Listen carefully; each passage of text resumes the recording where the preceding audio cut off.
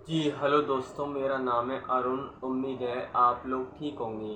दोस्तों, बहुजन समाज पार्टी ने इलाहाबाद लोकसभा सीट से अपना प्रत्याशी घोषित किया है।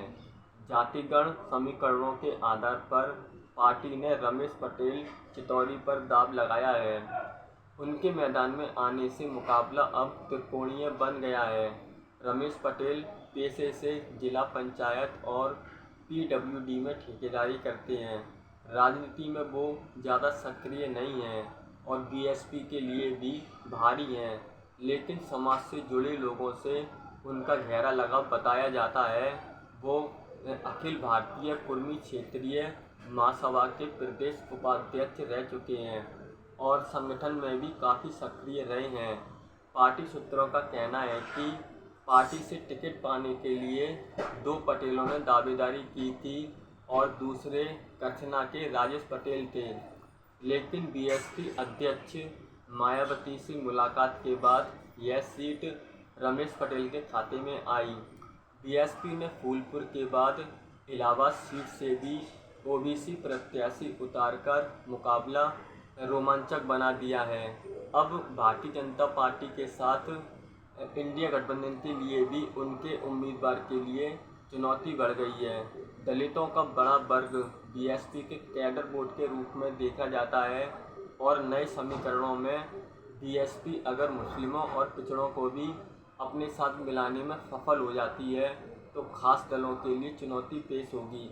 हालांकि इलाहाबाद सीट से बीजेपी और इंडिया गठबंधन के उम्मीदवार राजनीति में अनुभव के मामले में बीएसपी उम्मीदवार से आगे हैं, लेकिन जातिगण समीकरणों ने लड़ाई को एक नया मोड़ दे दिया है। इलाहाबाद लोकसभा सीट से बीजेपी के उम्मीदवार नीरज त्रिपाठी चुनाव लड़ रहे हैं। अब एक बात और, बीएसपी पार्टी ने भदोही लोकसभा सीट से प्रत्याशी बदला है। बीएसपी ने भदोही से इरफान अहमद का टिकट काटकर हरिशंकर सिंह पर दांव लगाया है। बीएसपी के सूत्रों का कहना है कि पार्टी आलाकमान उन्हें कमजोर प्रत्याशी मान रही थी, क्योंकि उन्होंने कोई भी लोकसभा चुनाव नहीं लड़ा है, इसलिए हरिशंकर सिंह पर भरोसा जताया है। हरिशंकर सिंह लंबे समय से बीएसपी में एक्टिव हैं और कई बार जिला पंचायत सदस्य रह चुके हैं। वो 2022 में हुए विधानसभा चुनाव में भी बीएसपी के टिकट पर चुनाव लड़े थे और उस चुनाव में वो तीसरे स्थान पर रहे थे। बीएसपी ने भदोही लोकसभा सीट से सबसे पहले अतहर अंसारी को टिकट दिया था, लेकिन उन्होंने कई कारणों की वजह से चुनाव लड़ने से इनकार कर दिया। फिर पार्टी ने टिकट बदलकर इरफान अहमद को टिकट दिया।